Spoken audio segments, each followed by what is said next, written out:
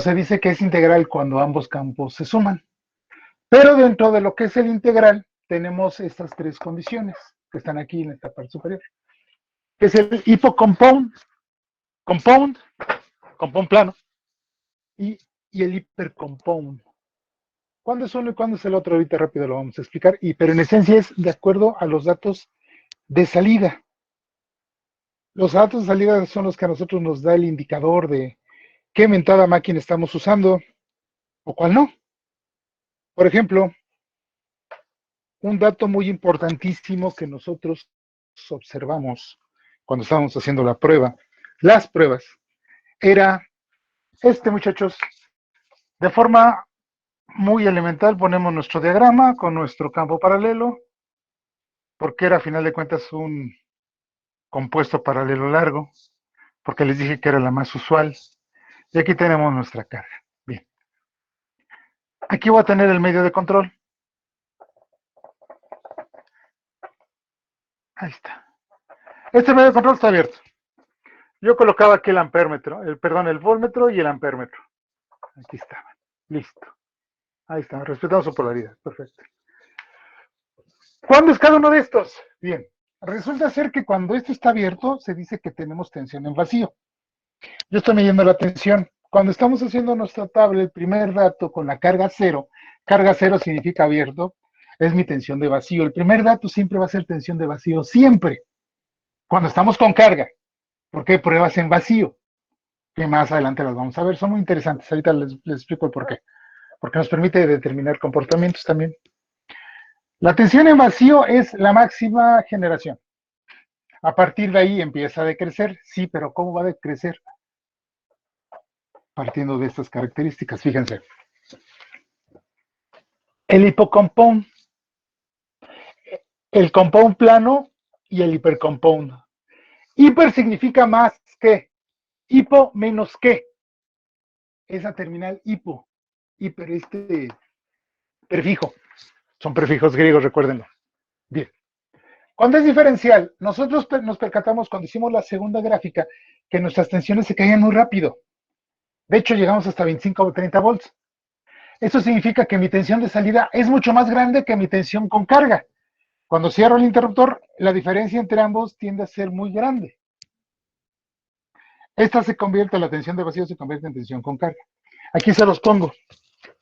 VV es tensión de vacío. Y esa es la que a nosotros nos permite determinar muchas características. VC, tensión con carga.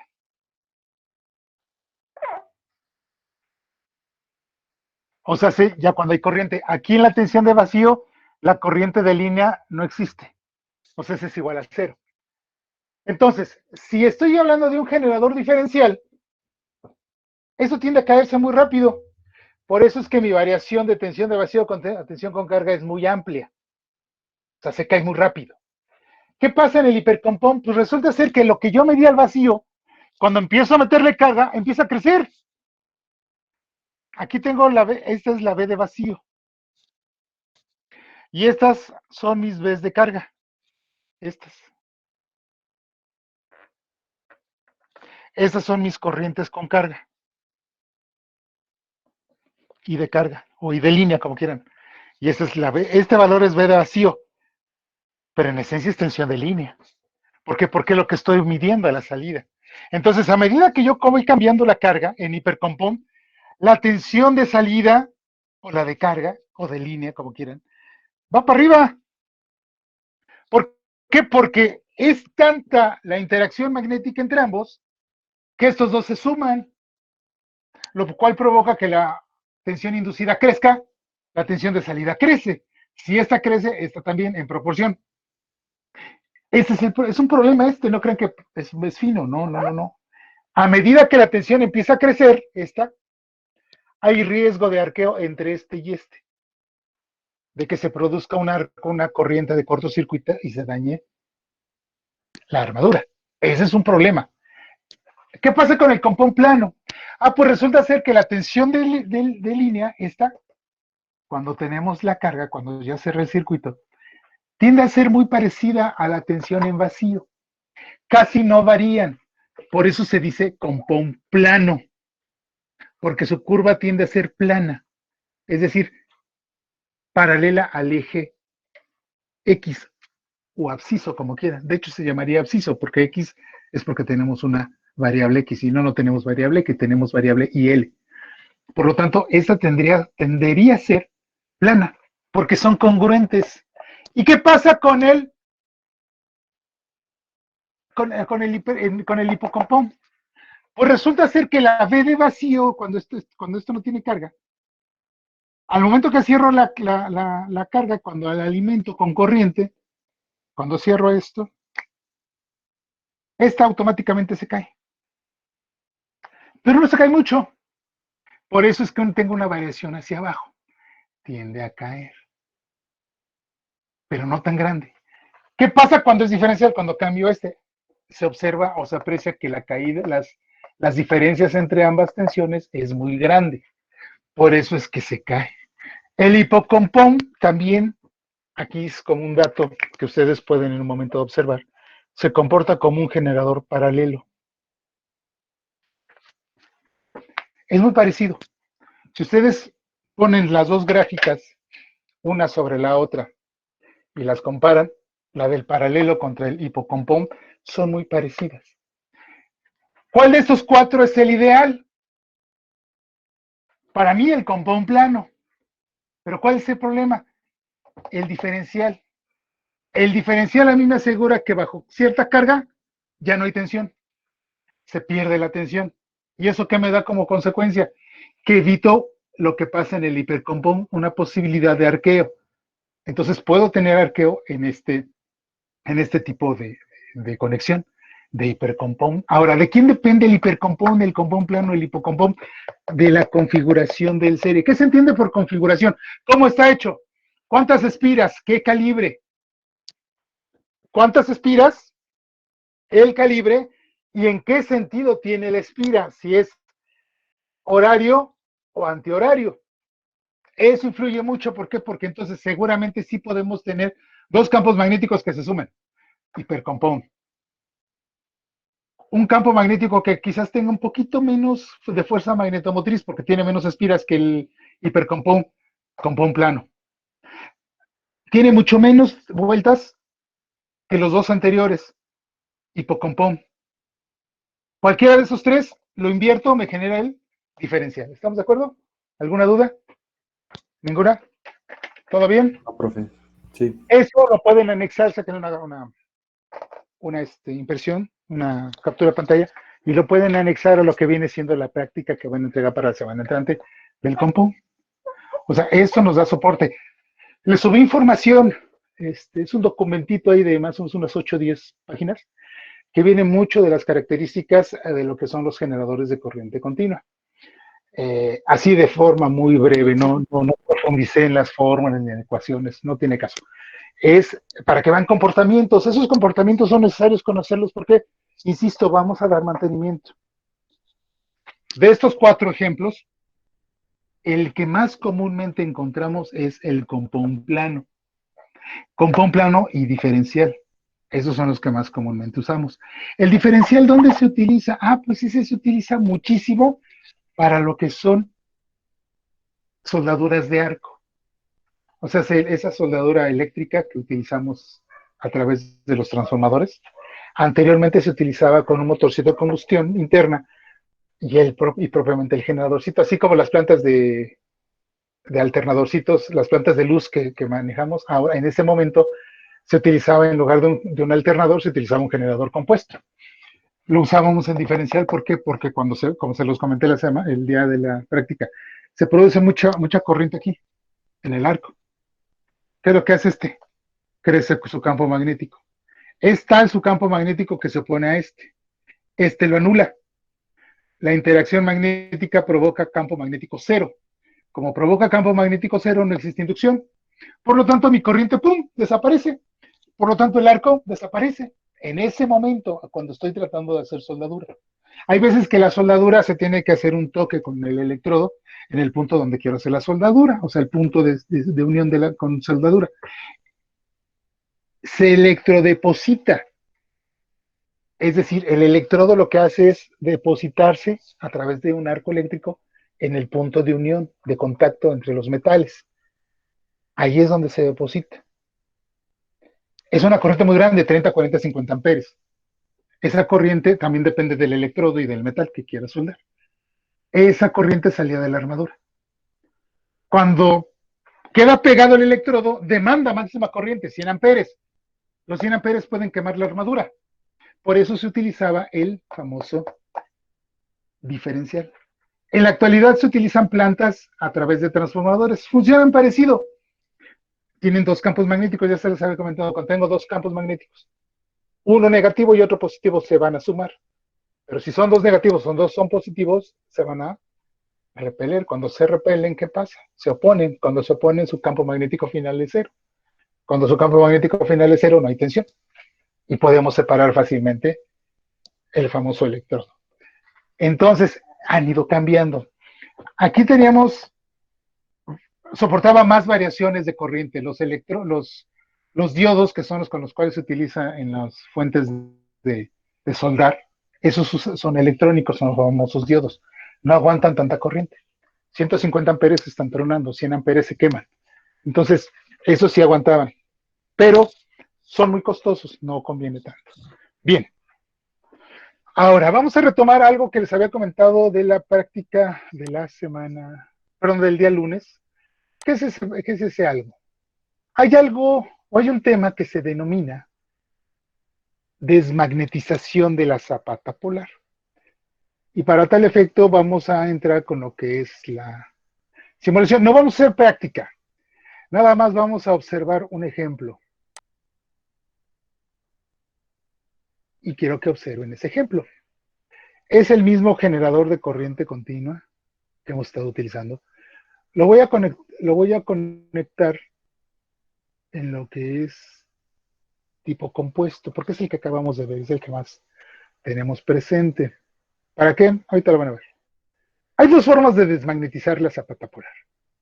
Número uno, partiendo de la famosa polaridad. Y número dos, sentido de giro incorrecto. Esas son dos formas en las cuales yo desmagnetizo. Bien. ¿Están viendo la aplicación? Voy a hacer exactamente lo mismo que hemos venido haciendo. Vamos a conectar. Pero nada más que ahora no voy a conectar carga, nada más lo voy a dejar en vacío. Es decir, el puro voltmetro a la salida. Y observen cómo se comporta. Ya saben, este conector que es el de del monitoreo. Ahí está. El cable auxiliar entre este y este. Así lo dejamos como el compuesto que vimos el día lunes. Lógicamente ponemos ya todos los positivos. Positivo con positivo. Y los positivos. El 2 es positivo. Listo. Y el negativo. 4,5 es negativo. Recuerden, estoy haciendo la parte de la conexión que ya habíamos hecho. Esto ya ustedes ya lo tienen en sus carpetas prácticas, cuadernos, guía de prácticas. Ya lo tienen ahí integrado. Listo.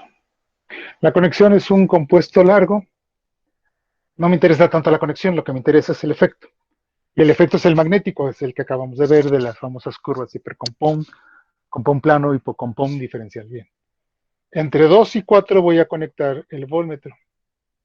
Listo. Aquí va el voltmetro. Cambio de color. Observen. Y este va para acá. Listo. Enciendo el voltmetro. Listo. Nos falta algo. Pues bajar el panel frontal para colocar el famoso elemento que acopla máquina con máquina. Listo. Ya saben, lo llevamos a 1500, 1800 RPM y le doy, lo activo. Observen cómo va la famosa tensión. No he llegado a la velocidad de operación, que son 1800 RPM, ya me pasé. Un poquito menos, muy poquito menos. ¿Siempre es de ley llegar hasta 1800?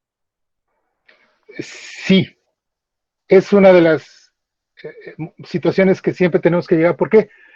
Con 1800 vamos a asegurar, cuando estemos trabajando con alternadores, 60 Hz.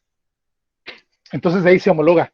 Y de hecho la mayoría de las máquinas, o más bien, sí máquinas que necesitan acoplamiento mecánico y van a ser movidas por motores, la mayoría trabaja a 1800. Los taladros que utilizamos para perforar, esos no. Esos pueden desarrollar hasta 7600, 8000 RPM, pero trabajan con otro tipo de motor. Por eso es que es necesario siempre manejar 1800. Aseguramos 60 Hz. Y a partir de ahí ya se integra otro tipo de maquinarias para funcionar con la misma velocidad. Muy bien. ¿Dudas? Bien. Aquí está la tensión. Esta es parecida a la que hicimos, con la cual hicimos nuestra tablita. Bien. Voy a eliminar esto. Apago el sistema. Tengo 1800 RPM. Observen. Puede ser que yo tenga el error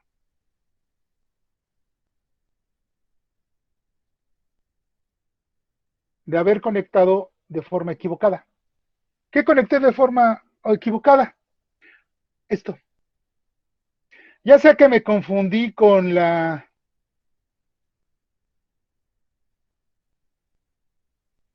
polaridad. ¿De quién? De la fuente. Observen, aquí trabaja muy bien. Aquí estamos teniendo tensión. Eso es lo que nosotros esperamos. O sea, eso es lo que con lo cual yo estoy trabajando.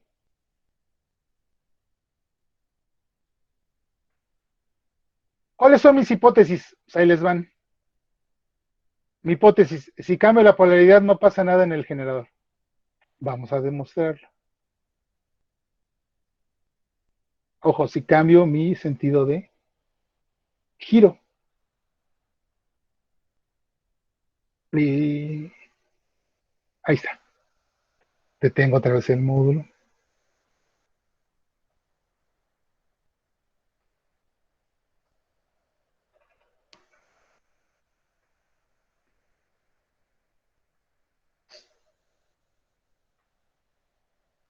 Listo, lo elimino.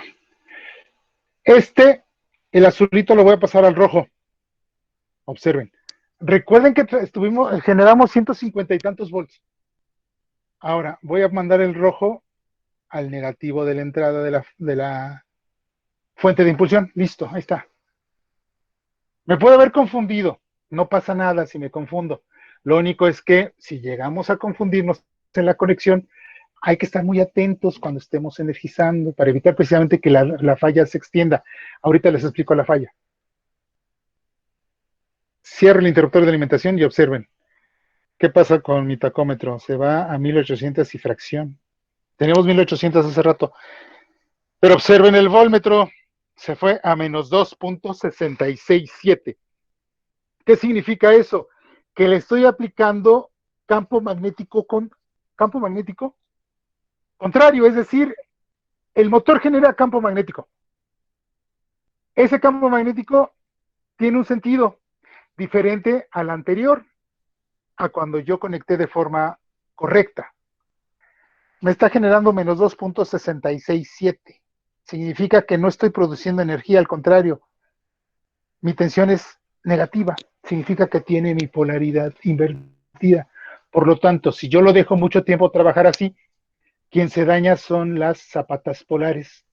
Recuerden, una condición para que un generador autoexcitado produzca energía es que haya magnetismo remanente o campo magnético residual. Con este efecto, estar chismeando. No conectamos adecuadamente el campo, o bien la armadura.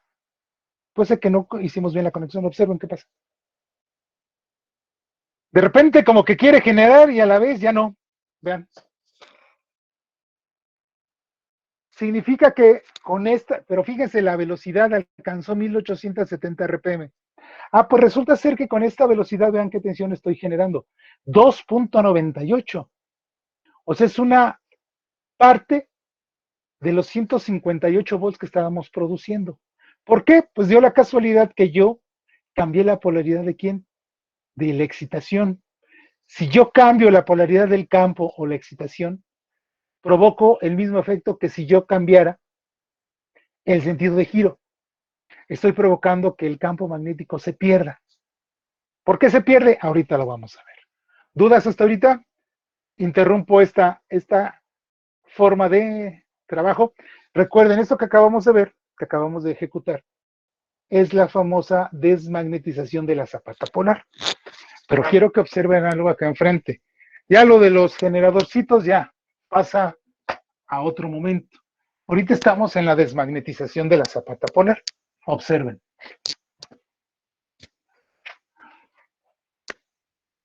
Esta desmagnetización de la zapata polar es muy común. Para que yo pueda generar, necesito a fuerzas un campo magnético remanente. Se llama magnetismo residual. Ese como tal comúnmente es muy pequeñito. Pues bien, resulta ser que por cada zapata polar, yo tengo un campo magnético pequeño. Ese campo magnético es el remanente, así se le llama, remanente. Ahora bien, tengo el campo paralelo. No estoy considerando el serie. Ahí está mi campo magnético, ahí está mi bobina. A la bobina va a tener dos terminales. Voy a poner la otra bobina porque es una bobina, es un motor de dos polos. Tengo un magnetismo remanente. Si sale de aquí, llega hasta acá. Sale así, miren. Estas son mis líneas de campo magnético. Pero son muy débiles, apenas alcanzan a percibirse. Resulta ser que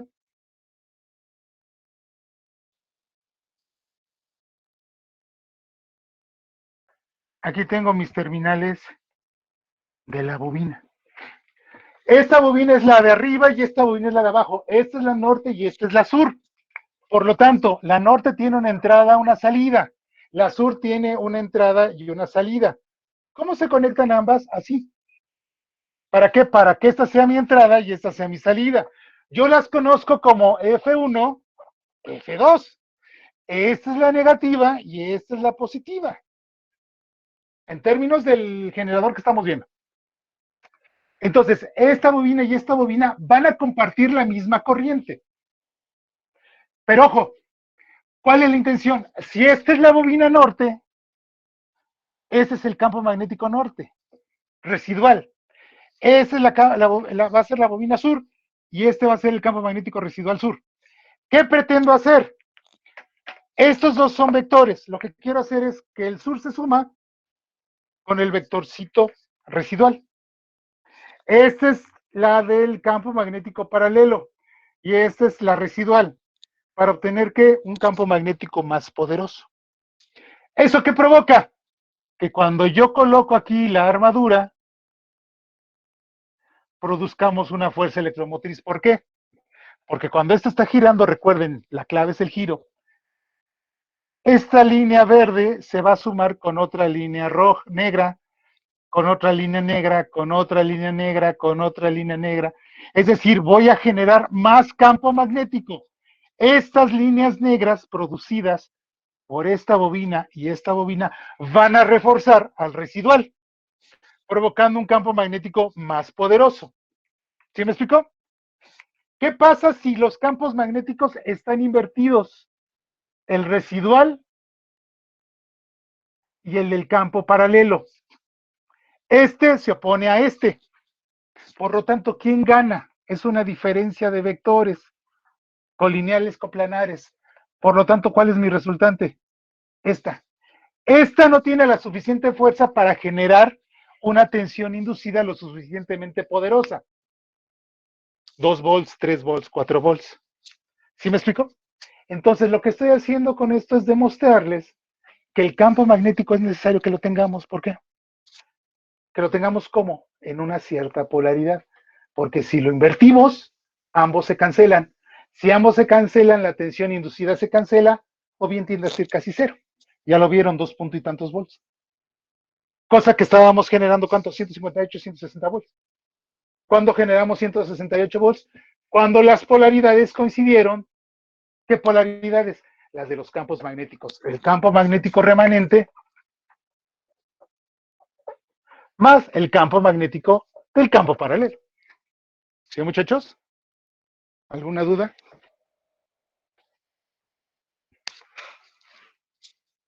Entonces, una causal de no generación es que esté mal la polaridad de la bobina de campo. Aquí se los pongo. Puede ser pregunta de examen. Si la polaridad del inductor campo no es correcta,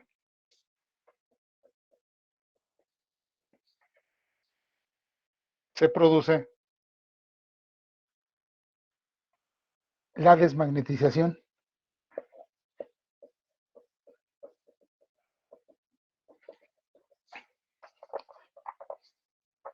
Desmagnetización de la zapata.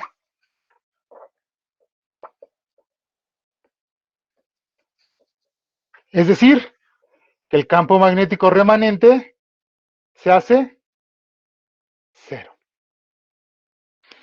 ¿Qué pasa si el campo magnético remanente se hace cero? Significa que este campo que yo le apliqué de forma equivocada. Acuérdense que cuando hablo de campo de forma equivocada es el campo magnético producido por la bobina paralelo. Significa que este poderoso que hace que el residual, que tiene un valor, se reduzca, se haga cero y cambie de polaridad. Eso es malo. ¿Por qué? Porque alguien más va a llegar, lo va a tratar de echar a andar y no va a dar por qué, no se va a dar ni por enterado el por qué no genera.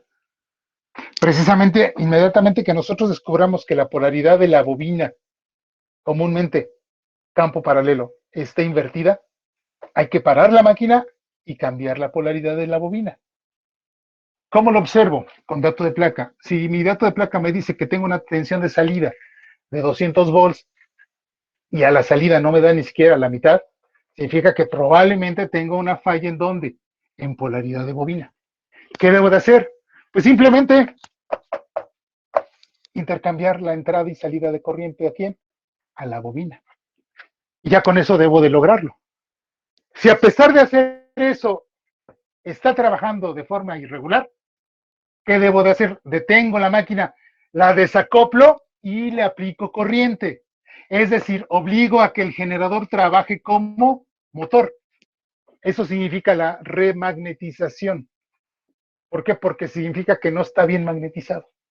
Entonces, a partir de ese momento, yo ya puedo elegir qué polaridad va a tenerle el motorcito. Más adelante vamos a ver cómo se puede remagnetizar. Lo que sí es que es una prueba muy tardada. Y aparte con elementos especiales, porque un motor tampoco se puede arrancar. Ustedes conectan las piezas a la fuente corriente continua y listo. No, no es cierto. Necesitan medios de arranque que son muy especiales, no son tan fáciles de obtener. O sea, sí se requiere cierto procedimiento para echar a andar un motor de corriente continua. Pero esa es la única solución que muchas veces se encuentra. Ahora, hay otras pruebas que esas también nos pueden ayudar muchísimo. También más fáciles. Eso es lo más fácil. Cuando se desmagnetiza, lo podemos echar a andar. Cuando yo hago que esto gire en sentido contrario, se produce algo parecido a esto. Significa que si intercambio mi polaridad, es decir, por el giro, este se hace positivo y este es negativo en un sentido. Cuando le cambio el sentido, lo invierto. Cuando invierto el giro, invierto la polaridad. Si invierto la polaridad, pasa lo mismo que este. Este se opone a este, se cancela y tenemos una inducción de cero. O de negativa, como lo vieron en en la fuente. Entonces, otra causa de desmagnetización es sentido incorrecto del inducido. Sentido de giro incorrecto. Sentido de giro incorrecto. Provoca del inducido. Del inducido. Provoca la desmagnetización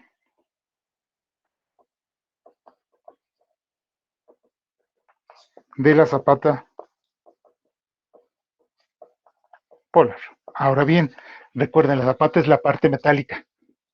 No es el electroimán, no es la bobina.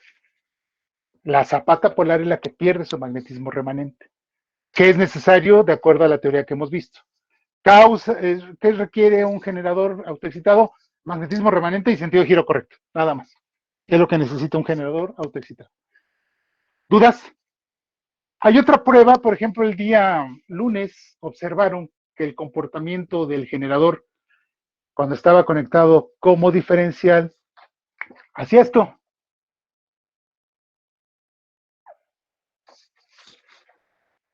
Hizo eso. Esto tiene un porqué. Y ese ahorita lo vamos a ver. Para eso me sirven las... Así me salió el primer punto de gráfica. Perdón, así le salió, ¿no? Sí. Sí, es que precisamente hay un punto en el cual se rompe la continuidad. Ese es un punto de inflexión, así se llama. Son puntos de inflexión. ¿Cuál es el objetivo de esos puntos de inflexión? Observar el comportamiento bajo cierta situación extrema. Y eso es lo que ahorita vamos a ver. Pero lo vamos a ver no analizándolo matemáticamente hablando, no, sino la posible causa de ese punto. Y es algo muy sencillo. Aparentemente es muy sencillo. Pero ahorita van a ver que el análisis es un poquito complicado. Se refiere a las bobinas. ¿A qué bobinas? A las del campo. ¿Qué campo? Pues el paralelo específicamente. Ahora bien, vamos a hacer un diagrama muy parecido a este, en el cual voy a poner nada más de forma muy breve lo que son los elementos que la componen. Por ejemplo, tengo la zapata polar. Esa es mi zapata polar. Esa es una. Y bobina. Estamos en el supuesto que la mayoría de las máquinas de corriente continua son a 4 polos. ¿Por qué? Porque mejoran sus características magnéticas. El de 2 no es tan buena como uno quisiera. Bien, fíjense.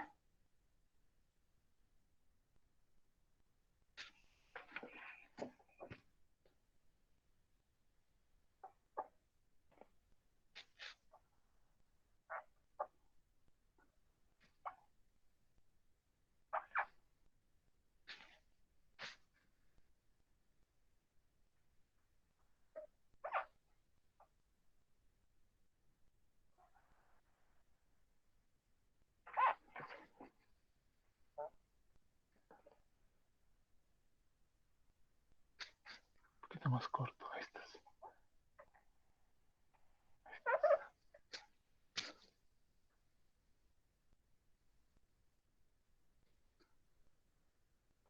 Listo. Fíjense la configuración de la bobina. Este es F1, esta es F2. Significa que mi campo paralelo está en estas 4 zapatas polares. Ahora, ¿cómo se comporta esto? ¿Desde qué punto de vista? El magnético. Este va a ser norte. Este va a ser sur. Este va a ser norte y este va a ser sur. Es decir, si estos 4 los hago en forma de círculo, tengo esto, muchachos. Tengo 1, 2, 3, 4. 1, 2, 3, 4. Este es norte. Este es sur. Norte. El norte y el norte quedan de frente. el campo magnético nunca se va a establecer así. No, se establece al más cercano. Acá. ¿Sí? Pero ojo, también del sur al norte. Tanto es del lado izquierdo como va a ser del lado derecho. Ahí está. Pero ojo, este norte también va a sentir atracción por este sur. Pero este sur también va a sentir atracción por este norte.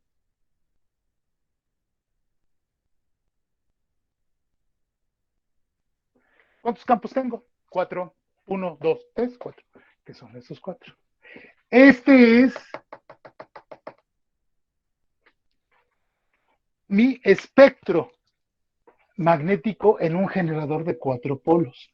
Cada polo, un polo, abarca 180 grados.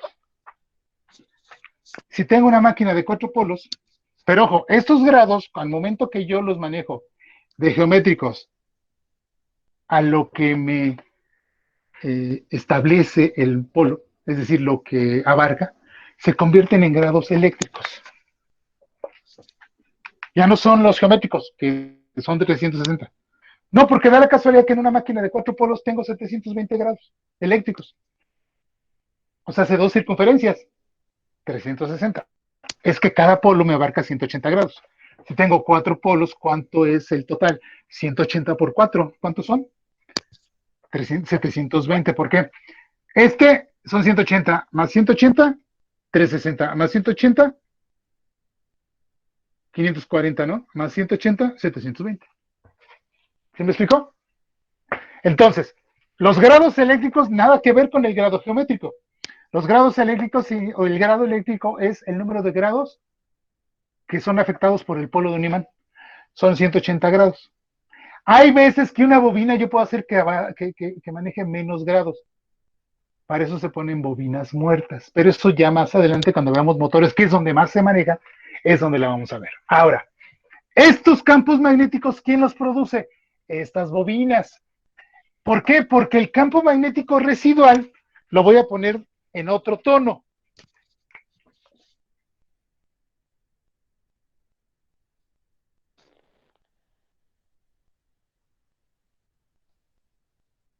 Es mucho más delgado y mucho más débil. ¿Quién es el poderoso? Ah, pues el de la bobina. El residual está aquí. Ese le ayuda. Se van a sumar. Porque aunque sea pequeñito, si va en resta, se opone, provocando que el campo magnético se caiga, por eso no hay inducción. Entonces, el de color verde es el residual y el de color violeta es el producido por la bobina, desde el punto de vista electromagnético. Bien, ¿qué estoy haciendo ahí? Fíjense, entrada, salida. Entrada, salida, pero ojo, si ustedes se fijan, la entrada está abajo, en esta bobina, pero en esta está arriba. Por lo tanto, su campo magnético va a cambiar. Si este es norte, el de al lado deberá de ser sur. El de al lado, regresamos al inicial, tiene la misma configuración. A la entrada es abajo, la salida es arriba. Por lo tanto, me va a producir el mismo campo magnético que el inicial. Siguiente, el sur. Es entrada arriba, salida abajo, que es exactamente el segundo electroimán. ¿Qué significa? Que así genero norte-sur, es decir, están salteados. ¿Sí se fijan? Tengo un norte, un sur. Tengo un norte, un sur.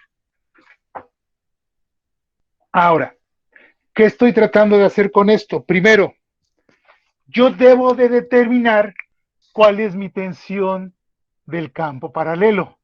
Eso es a través de dato de placa.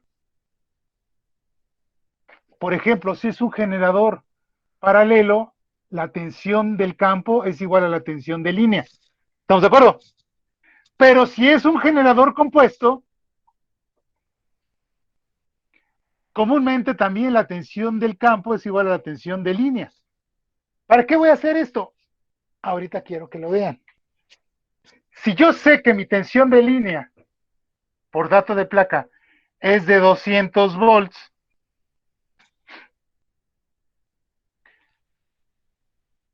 ¿cuántas bobinas tengo? Esas 4 bobinas están conectadas en serie, ¿verdad?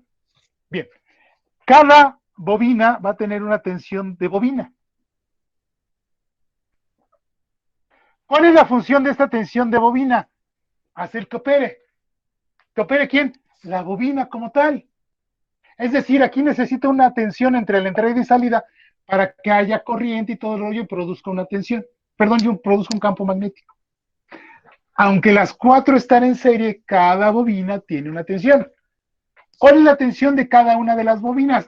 Pues va a depender de la tensión de línea entre el número de polos. ¿Por qué? ¿Cuántos polos tengo? 1, 2, 3, 4. Y casualmente el número de polos es igual al número de bobinas.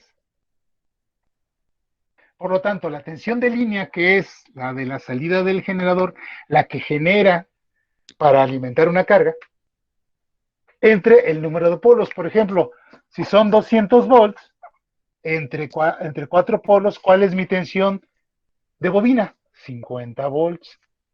Por lo tanto, ¿cuál es la tensión que yo en una prueba dada tengo que buscar entre este y este? ¿Cuánto?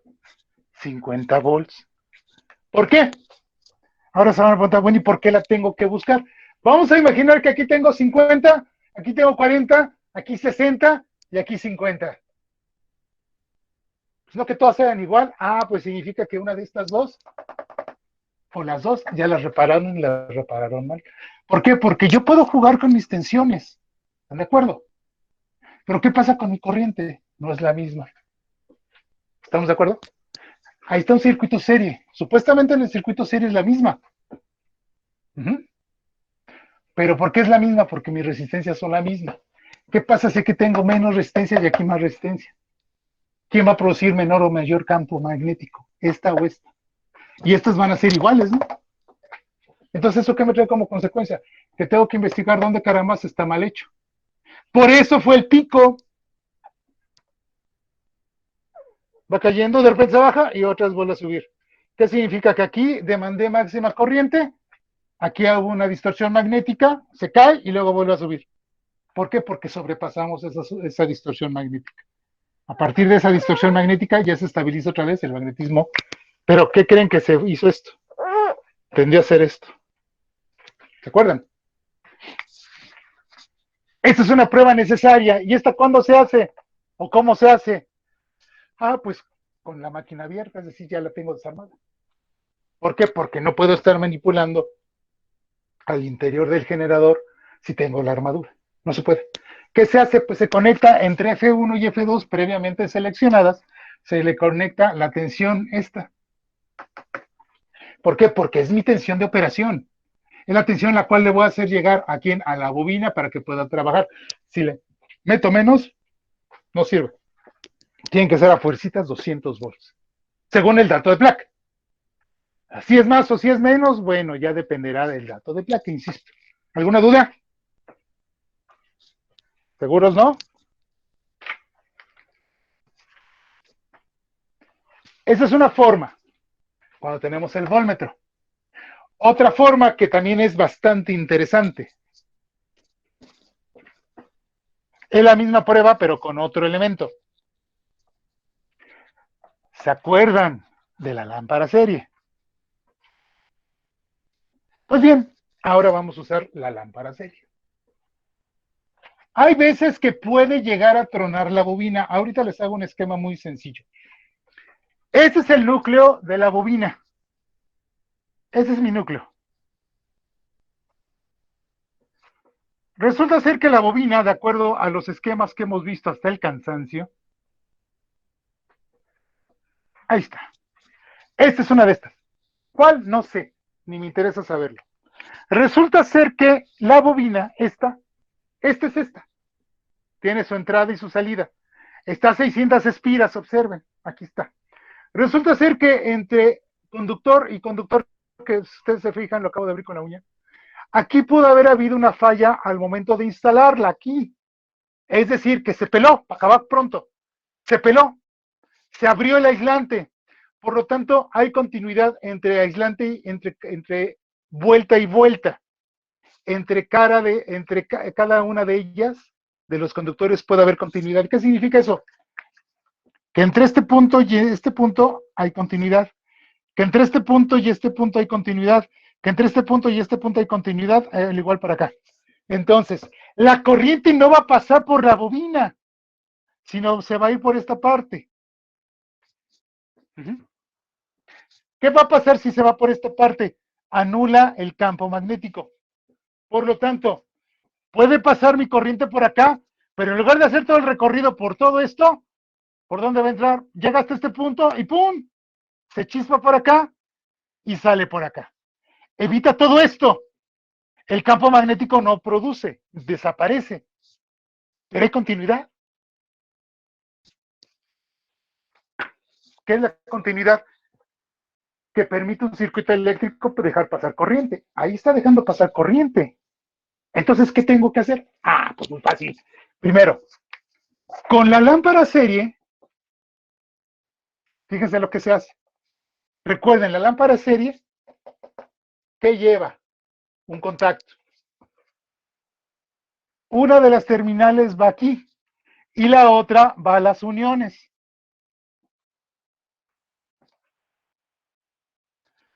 Donde deja de prender, ahí está la falla. O sea, vamos a suponer que aquí no prende. Ahí estuvo la falla, esta es la dañada. Pero sí prende. Me paso a la unión entre esta bobina, esta bobina, esta bobina y esta. Aquí no, aquí prende esta. Perfecto. De aquí la mando para acá. ¿Debe de prender? A lo mejor prende o prende levemente. Si no prende bien, significa que está bien. Si hay un chisporroteo de la lámpara en el punto de unión, significa que está bien, hay corriente. Pero si no prende, o sea, si ni siquiera hay un chisporroteo, significa que es de la dañada. Pero eso estuvo bien. Ya ubiqué. Vamos a suponer que esta dosis medio prendió chisporroteo. Lo mando para acá. Debe de hacer lo mismo. Medio prender o chisporrotear. Si no chisporrotea o si no prende, significa que esta es la dañada. Vamos a suponer que estas 4 están perfectas y aquí prende. Pero prende en toda su intensidad. Achis, tenemos esta falla. ¿Por qué? Porque significa que esta bobina está en corto. Cuando la bobina está en corto, deja pasar toda la corriente. Acuérdense, ¿qué es lo que hace una bobina? Ya lo vieron en electro. Cuando yo le aplico corriente alterna, manda un campo magnético y remanda otro campo magnético, provoca una reactancia inductiva. Esa reactancia inductiva hace que la lámpara se caiga, su luz, muchísimo se cae. Es lo que estoy buscando, observar que se caiga la luz. Pero si no se cae, al contrario, vuelvo a prender normal, significa que aquí tengo un corto. Acuérdense que esto es corriente alterna. La prueba es con corriente alterna. ¿Ya ven cómo sí sirven todos los conceptos que están teniendo? Esta corriente alterna que aplico aquí es la misma que estoy aplicando en todas estas bobinas. Entonces tengo una RL, serie. ¿Por qué? Porque la lámpara hace que todo se quede conectado en serie. Es una resistencia. Y la bobina es una inductancia, una RL. Por lo tanto, aquí van a observar que en un punto, si llega a prender la lámpara otra vez en su intensidad, si no normal, sí más o menos con una intensidad así medio poderosona, significa que la bobina está en cortocircuito, no, ni siquiera está abierta. Abierto, pues ya sé que no hay problema, que fácilmente la desmonto, la cambio y listo. Pero si está en corto ya me fastidié, ¿por qué? Porque tengo que hacer más pruebas para ver si no ya me dañó otros circuitos que estén alrededor de. Por eso es más peligroso una falla a tierra que una ruptura de bobina. Es mucho más peligroso. Por eso es necesario hacer un montón de pruebas, chicos. ¿Dudas con esto?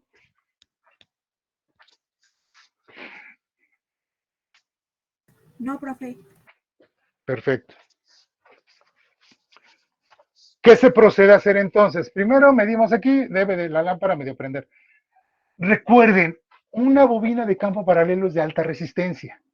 Si tenemos comúnmente el valor es de 250 a 500 ohms. Hay máquinas que tienen hasta de 1 kilo ohm, o sea, 1000 ohms.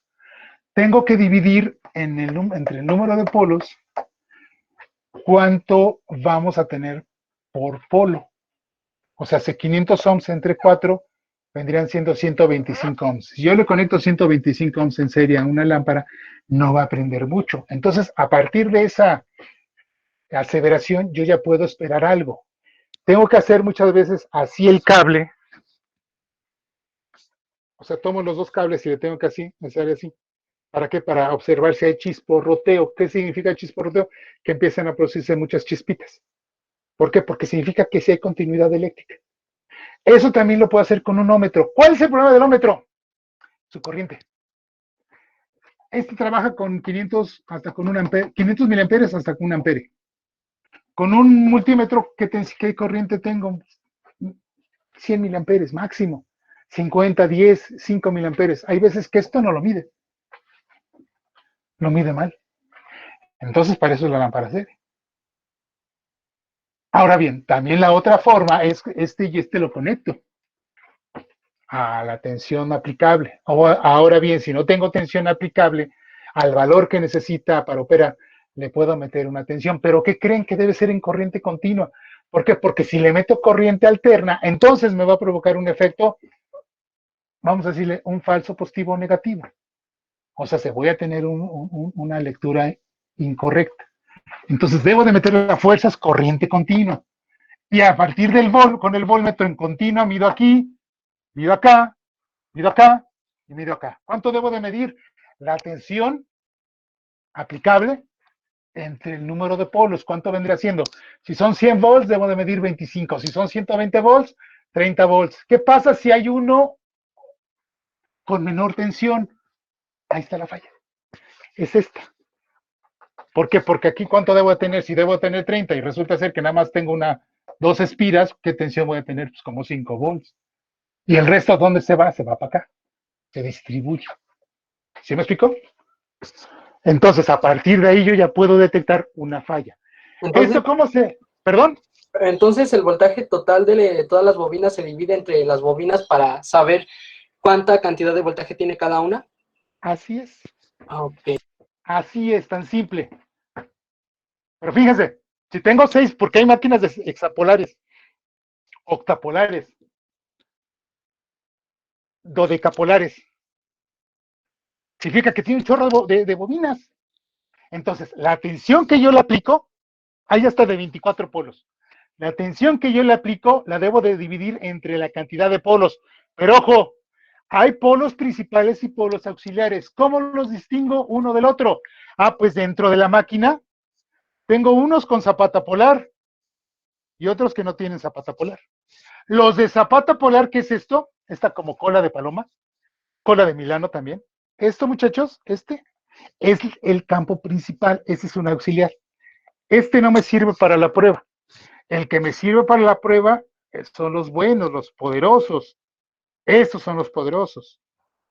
Estos, los que son o los que tienen zapata polar. Esos son los chidos. Estos que están entre los polos se llaman interpolos.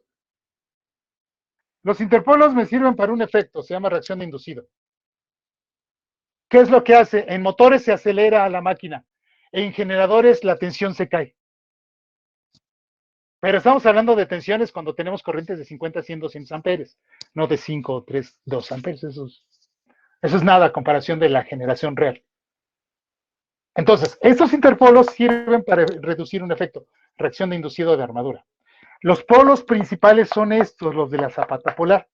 Yo puedo tener 1, 2, 3, 4, 5, 6, 7, 8 polos. Entonces, la tensión que le aplique al F1, F2, si tengo una máquina de 8 polos, significa que voy a tener 120 volts entre 8. Más o menos vendrían siendo unos 15 volts. Entonces, esos 15 volts a mí me van a dar la pauta para poder identificar que efectivamente tengo 15, 15, 15, 15, 15. ¿Y qué? Debo de tener esta configuración alternativa.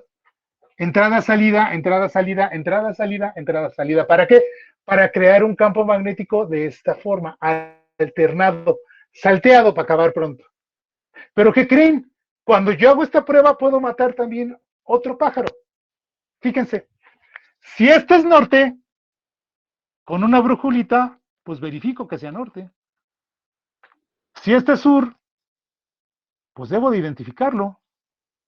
Con una brújula de esas de llavero. De hecho, esas son las que más usamos. Las de llavero. Así que si en algún momento pueden conseguirse una, consígansela. ¿Por qué? Resulta ser que esas cosas que están colgando, las acercamos a la cara polar. Eso ya tiene energía. Ojo, el motor sin la armadura puede trabajar. Puede producir campo magnético. No le pasa nada. Acercamos la brújula y observamos que la brújula debe de girar hacia donde. Si este es norte, pues me va a indicar el norte. Si este es sur, la brújula va a girar 180 grados. Si este es norte, va a volver a girar. Y si este es sur, se va a volver a regresar a esta posición. ¿Qué pasa si encuentro que una de esas está mal? Ah, pues entonces, ¿para qué caramba lo desarmé? Significa que la polaridad está invertida. ¿Qué tengo que hacer? Invertir las polaridades.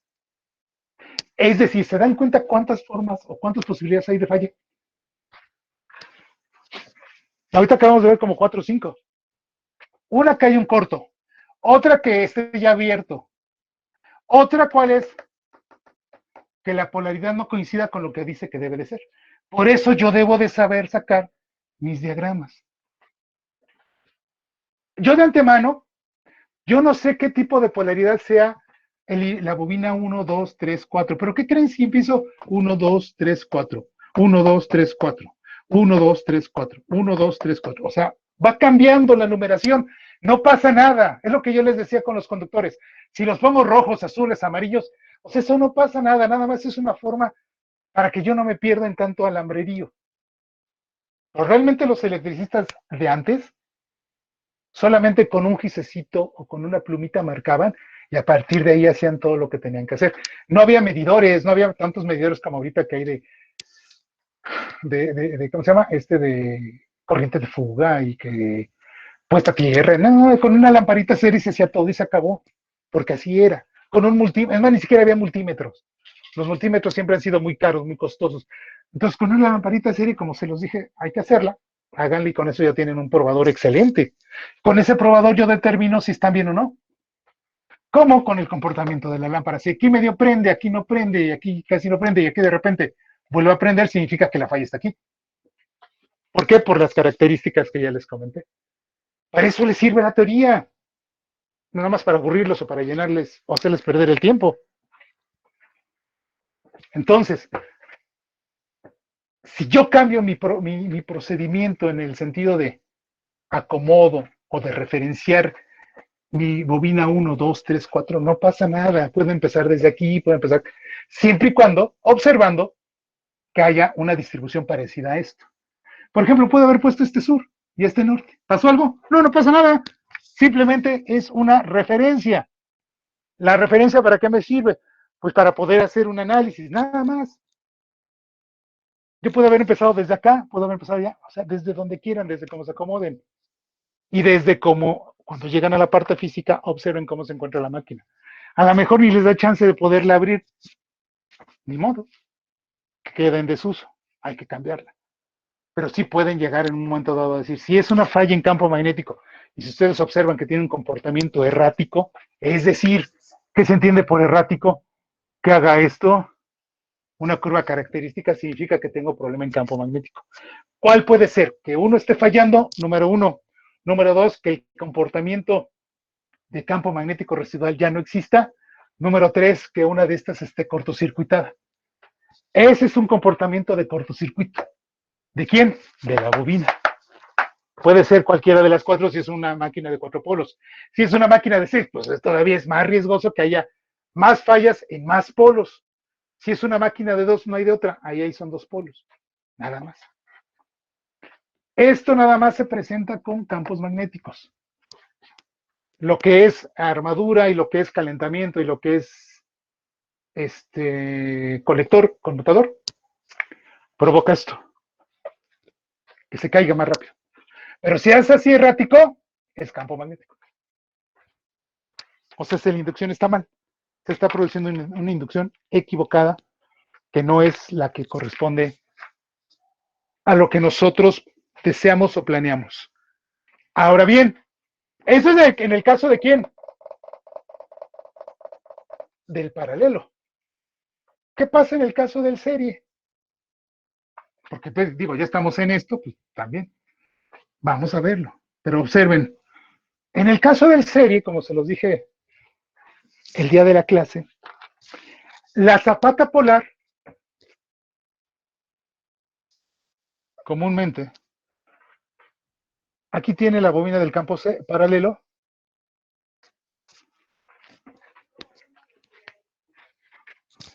y aquí tiene la bobina de campo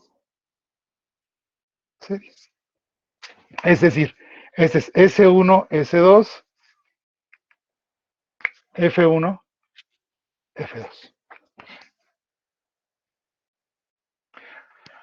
Estos son paralelo. En el caso del serie, no podemos meter esta configuración, metemos otra. Aunque las dos están en la misma bobina, las dos bobinas, en el misma zapata polar, acomodadas de esa forma, lo que nosotros tenemos que manejar es esto. Tenemos la armadura y tenemos un campo serie de un lado y otro campo serie del otro. ¿Por qué? Porque generamos un polo norte y un polo sur. ¿Qué es lo que vamos a hacer? Conectamos estas dos y estas dos a mi salida.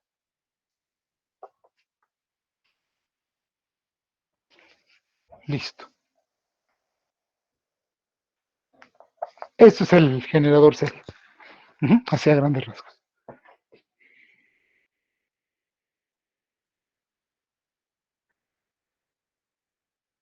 Bien. Ahora, ¿qué procede? Coloco la lámpara serie.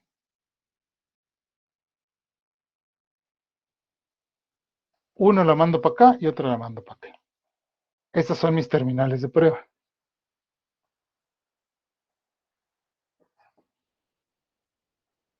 ¿Están de acuerdo con que todo este sistema está en serie? Bien. ¿Dónde se puede dar la interrupción? Se los voy a poner nada más con número.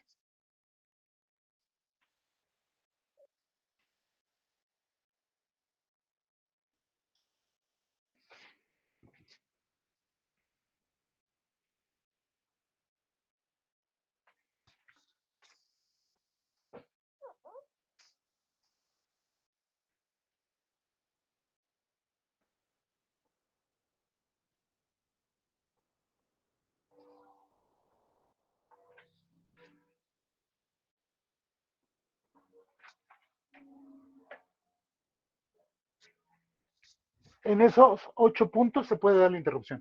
A ver, vamos a aclarar. El 3, perdón, el 6, 5, 7 y 8 son conexiones. Vamos a ponerlo.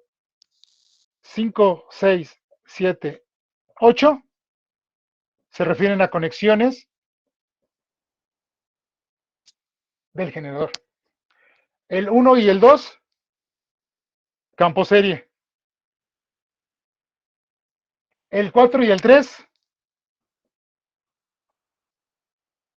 conmutador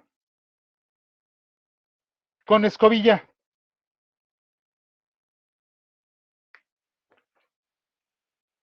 La armadura casi no falla. Pero si llegamos a encontrar la falla en la armadura, se tienen que hacer pruebas especiales que ahorita no los vamos a ver. Las vamos a ver en su momento. Pero esos son los puntos cuando estamos trabajando generador serie o bien el devanado serie conectado con la armadura para un motor, perdón, un generador compuesto. El paralelo es el mismo en el generador paralelo o en el generador compuesto. El serie es el mismo para el generador serie o para el generador compuesto, específicamente su devanado conectado con su armadura. Es decir, entre este y este vamos a conectar el campo paralelo cuando estamos trabajando el famoso generador compuesto. Entonces, los puntos de falla son el 1 y el 2, que corresponden al campo serie. 3 y 4, que corresponden al conmutador con escobilla. 7 y 8, que corresponden, así como 5 y 6 que corresponden a conexiones, tanto internas como externas. El 7 y 8 es interno, pero el 5 y 6 son externas también. Es decir, esos son mis cables a la salida del generador. El 8 y el 7 están internamente, yo no los conecto, ya vienen conectados de fábrica. Pero también ahí se puede dar la gravedad del daño. Entonces, ¿qué tengo que hacer? Si es un generador serie, pues ya lo hicimos, y aquí nada más son 2 polos. Ya lo hicimos, está fácil. Cuando es 4 polos, ahí está un poquito más complicado. ¿Por qué? Porque son bobinas muy simples. Lo que sí es que son bobinas muy gruesas. Son de 10 espiras, 15 espiras. El campo paralelo por cada uno de los polos puede tener 100, 200, 300 espiras. Cosa que el campo serie debe tener máximo unas 50 espiras por polo. O sea, es muy pequeñito, no es gran cosa. Y su calibre es muy grueso. Por ejemplo, si nosotros nos encontramos, ojo, si nos encontramos con una zapata polar que tenga 2 devanados, inmediatamente lo vemos con el calibre. El calibre del serie es muy grueso en comparación del calibre del campo paralelo. Calibre del campo paralelo, calibre F1, F2, campo paralelo, es delgado, del orden del número 22, 24, 26, 28. El calibre del S1, S2, es decir, serie, y acuérdense que estamos hablando de nomenclatura, estamos hablando que es grueso. Va a decir, ay, del 8, no tampoco. O sea, estamos hablando que puede ser del 20, del 18, del 16, del AWG. Uno puede decir, ay, en comparación no hay diferencia, sí, sí hay mucha diferencia. Entre un 22 y un 20 hay mucha diferencia. A veces podemos encontrar hasta del número 14. Y cuando encontramos número 14 tenemos muchas espiras. O tenemos número 20, tenemos poquitas espiras. Así es el comportamiento. O sea, ¿qué les puedo yo decir? ¿Dudas hasta ahorita? Bien. Entonces, ¿qué procedemos a hacer? Aquí el único problema es que cuando nosotros hagamos esta prueba, corremos el riesgo de que la máquina como generador empiece a trabajar como motor. ¿Por qué? Porque esto me produce corriente. Y esta corriente que va a fluir por aquí es capaz de provocar que haya interacción magnética y esto empieza a girar. No gira completamente, pero como que quiere girar. Por eso hay que tener mucho cuidado cuando hagamos la prueba con el generador serie. Mucho cuidado. No conviene hacerla. Hay veces que suma. Por ejemplo, ustedes no lo vieron, pero cuando les hice la prueba de continuidad con el motorcito este es un motor a final de cuentas, que lo hice como generador porque al final es un generador serie, es una máquina serie. Muchachos, cuando yo lo conecté a la lámpara serie, empezó a zumbar. ¿Por qué creen? Porque es la corriente mínima necesaria para que esto empiece a provocar giro. No zumbo, o más bien no giro libremente. ¿Por qué? Porque está amarrado. ¿Qué significa amarrado? Significa que esto está apretado las partes móviles, no le permite mover. Pero si hubiera estado un poquito más flojo, más suelto el motor, el rotor, específicamente la parte móvil, capaz que gira, ¿eh? Así que por eso hay que tener mucho cuidado. Lógicamente estas pruebas se hacen en máquinas muy grandes, no motorcitos de licuadora. O sea, son máquinas grandes de 5 kilowatts para arriba. Ahí difícilmente podemos lograr que arranque, pero hay que tener cuidado. No está de más tener el cuidado. ¿Qué se debe de hacer? Pues resulta ser que aquí es un poquito más complicado la tensión. Por eso es que se hace aquí la prueba. ¿Por qué? Si yo me voy al ejemplo tenemos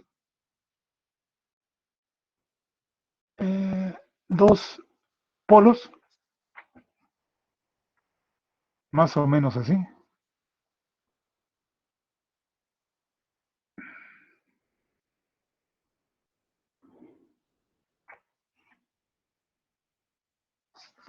Ese es S1, S2. Pero aquí voy a tener a fuerzas conectada la armadura. Ahí está.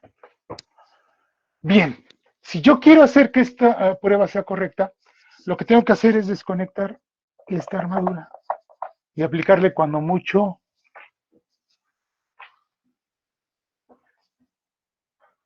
50 volts con el riesgo ya de quemarlo. Difícilmente puedo identificar la caída de tensión en un devanado serie.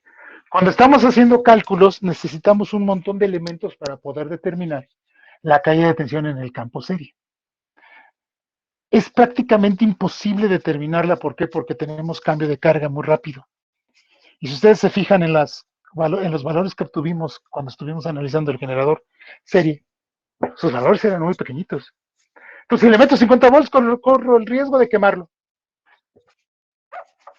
Por eso vamos a meterle el valor mínimo confiable, 10 volts. Lógicamente, si son 10 volts, la B de prueba,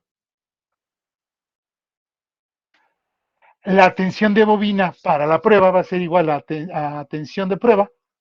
¿Se dieron cuenta cómo cambió con respecto a la anterior? Antes era la tensión de línea, porque el paralelo soporta una tensión de línea. Ahora no, ahora la B de bobina en el serie, en el generador serie, es una B de prueba. Máximo 10 volts. Si ven que es de 4 polos, 6 polos, 8 polos, pueden subir un poquito más la tensión de prueba, 20 volts, pero 50 no es recomendable. ¿Por qué? Porque se dieron cuenta que si hacemos la matemática, nuestras caídas de tensión no son de más de 20 volts. Ya con 20 volts ya no estamos todavía arriesgando a hacer un daño en el motor, en la máquina.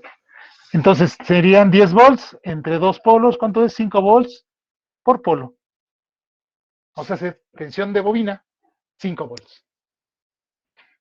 Entonces, ¿qué hacemos? Otra vez, con el voltmetro verificamos que haya 5 volts y aquí también haya ¿cuánto? Si esa tensión existe, ya la hicimos. Pero ¿qué creen? Que también tenemos que verificar algo. La capacidad de corriente. Para eso medimos la resistencia del campo serie. ¿Cuál es el valor de la resistencia? Bien, si es de un calibre muy alto, perdón, de calibre muy grueso, y tiene pocas espiras, su resistencia es pequeñita. ¿Cuál es el valor de una resistencia prototípica de un campo serie? 5 ohms máximo. Así de plano. ¿Y eso qué nos genera? Caídas de tensión muy pequeñitas. Por eso es que no podemos meterle más tensión. Si le metemos 50 volts y es una resistencia de 5 ohms, ¿qué corriente tenemos? 10 amperes. Muchísima corriente, podemos quemarla. Igual lo soporta, por el calibre. Pero a lo mejor la fuente es la que se quema, pues entonces mejor con 10 volts va a ser sobra. Fíjese, 10 volts, 5 ohms son 2 amperes de corriente. Es muchísima corriente. Para una prueba que no debe de durar más de 10 minutos, es muchísima corriente. Por eso hay que tener mucho cuidado también. Para eso es necesario conocer bien la parte teórica de los generadores. ¿Alguna duda?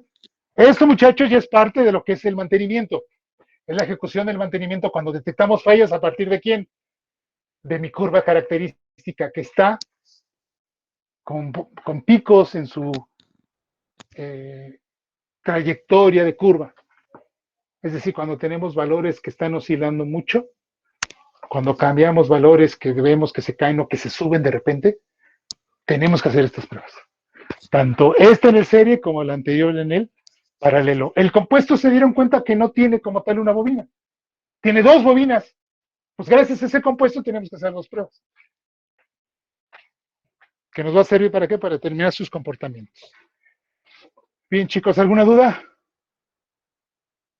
¿No? ¿Ninguna? ¿Todo bien?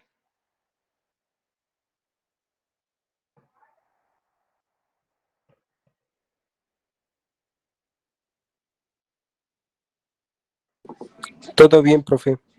Oigan, ¿qué saben de Maldonado? Ya no está dando. Entra. Bueno, últimamente también en las otras materias ya no se ha presentado. No sabemos por qué. ¿Y de Olivares? ¿Tampoco saben?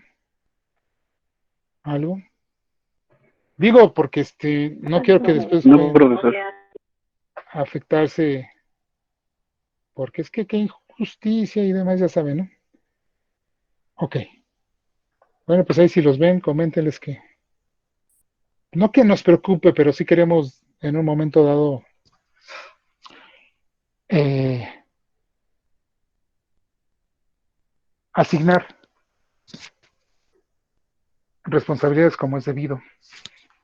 Digo, pues, nosotros estamos aquí presentes, ¿no? Yo sé que muchas veces pues hay problemas en internet y demás cuestiones. Pues sí, pero ¿y si resulta ser que nos quedamos así para toda la vida como Maze Runner? ¿Qué va a pasar? Que los adultos nos chispamos y quedan los chavitos. ¿Qué va a pasar? Está cañón, ¿no? Pero bueno, entonces, sí, sí, si es que los llegan a ver, pues comentarles para lo que es la parte de final, porque pues al final, miren, les voy a ser muy honesto, nos queda Entonces, nada más. que estamos que usted comentó Ajá, y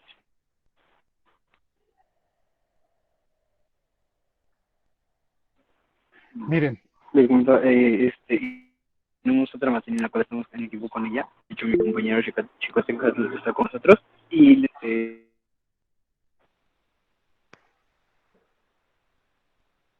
ok, ok. o sea, ¿Qué tan probable creo es que que sí se volvamos? sube alguna Ok, sí, cosa, Orozco. pero no nos contestan con esta compañera. Ok, perfecto. Mire, Mendoza, no lo sé. Ahorita dicen algo, pero miren la posición eh, pues, miren, les voy a ser muy honesto, el instituto no se ha comunicado, no ha dicho nada. La CEP ha dicho muchas cosas. La UNAM está aquí haciendo un censo. La UAM ya está trabajando en el posible regreso. Pero aquí nosotros quizás, o sea, a mí no me han dicho nada. Y eso es preocupante. ¿Por qué? Porque, y luego, o sea, ¿qué va a pasar? No sé si sus papás respectivos, sus familias. Les voy a citar el caso de lo que pasó con dos, tres chicos de sexto, que ahorita están en sexto. Resulta ser que en la clase me avisaron que no iban a entrar. ¿Por qué? Porque tenían un problema familiar. Perfecto, no pasa nada. Me entero que parientes de ellos, familiares cercanos, fallecieron por COVID. Bueno, yo les pregunto, ¿y ustedes cómo están? No, pues estamos bien, no nos hemos contagiado. Bueno, eso es lo que decían. Lamentablemente los niños, ustedes son niños, aunque les duela, siguen siendo niños, legalmente son niños. Hasta los 18 años ya son mayores de edad, ya son adultos. Y no hay adolescencia, y la adolescencia es un término psicológico, no es un término legal. Bien, los niños no desarrollan como tal la enfermedad bajo ciertas condiciones. Prácticamente son asintomáticos, o bien si llegan a padecer o a desarrollar alguna parte de la enfermedad, es como un gripón loco. ¿Qué nos garantiza a nosotros que esto va a estar con cero contagios? Ahora, el hecho de que a nosotros nos vacunen, según nos inmunicen, por ejemplo, si nos toca la Cancino o la otra que es la otra China, Cancino es China y otra China, ¿Vi qué? Bueno, empieza con V, si mal no recuerdo. Bueno, uno es del 70 y tantos y otro es del 50 y tantos. ¿Qué significa eso? Que de 10 oportunidades, 5.6 me puedo volver a contagiar. ¿Sí se percatan de eso? O sea, sí, la inmunización está bien, pues yo prefiero la AstraZeneca, es más, hasta el Sputnik, que es del 90 y tantos por ciento. O sea, de cada 100 casos, 6 se pueden contagiar. Pero aún así, el hecho de que yo me inmunice y obtenga el virus, no significa que no lo puedo replicar, ¿eh? que no lo puedo contagiar. O sea, yo detengo la infección para mí, pero yo puedo ser un vector, así se le llama. El vector es aquel organismo que nada más transfiere la enfermedad. Entonces, ¿hasta cuándo se van a inmunizar ustedes? Y ahí es donde viene el problema. El mayor riesgo de contagio, ¿dónde va a ser? En ustedes. Y ustedes van a llevar el bicho a sus casas. ¿Poco no?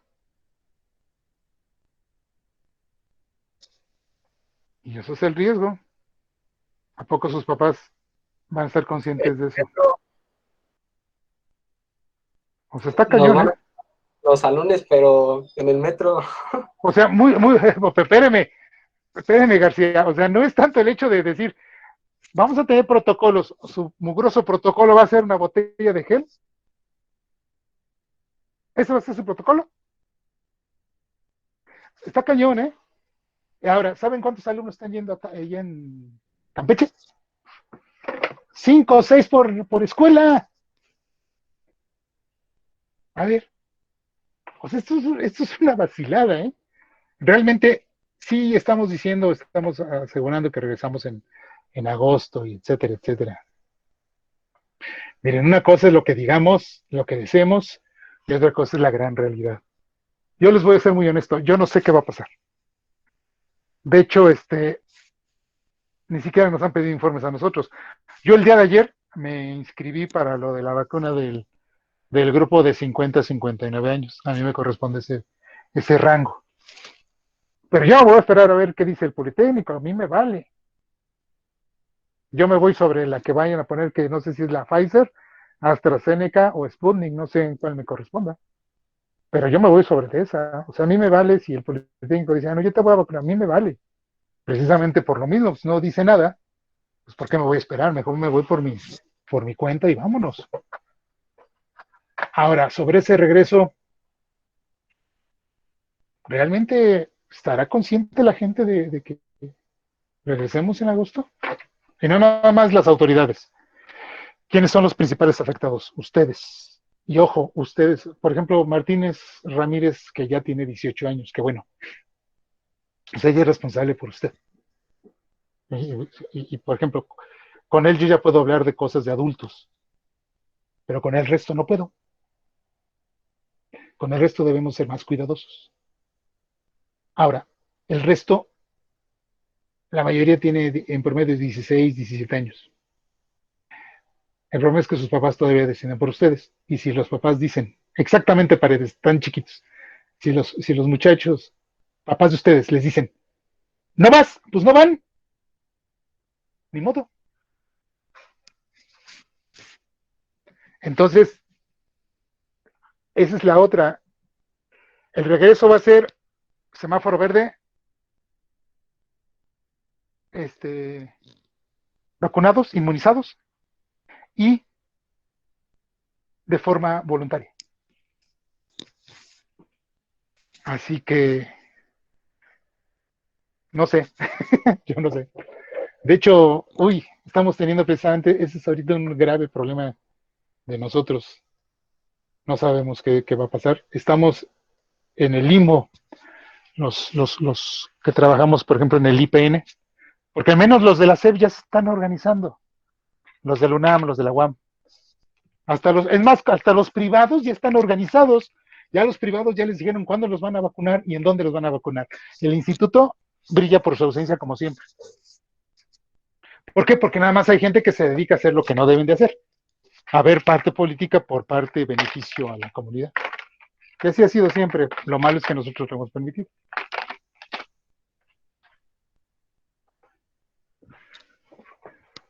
Así que imagínense, chavos. Entonces, pues hay que esperar a ver qué nos dicen. Lo que sí es que ustedes deben también de tener un protocolo.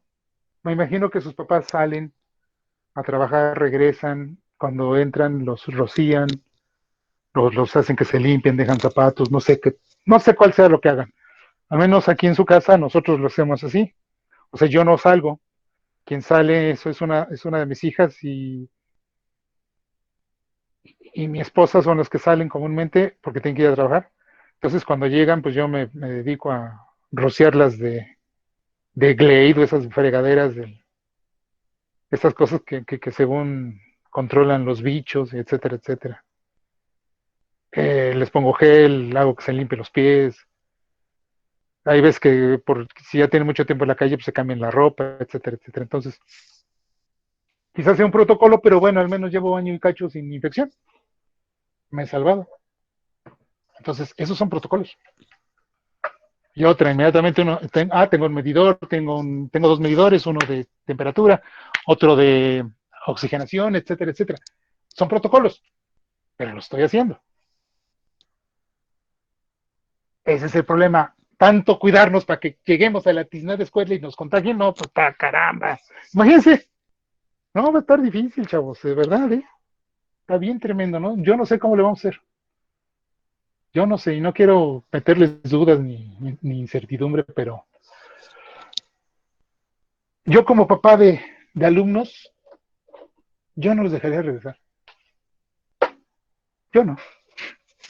Pero Van a ser, también bueno, nos veríamos afectados en el modo de nuestras prácticas, ¿no? Del servicio social y todo eso. de por sí, no, y espérenme, o sea, ni se preocupen por nada de eso, ¿eh? Por ahí dirían, hay más tiempo que vida. Así de simple.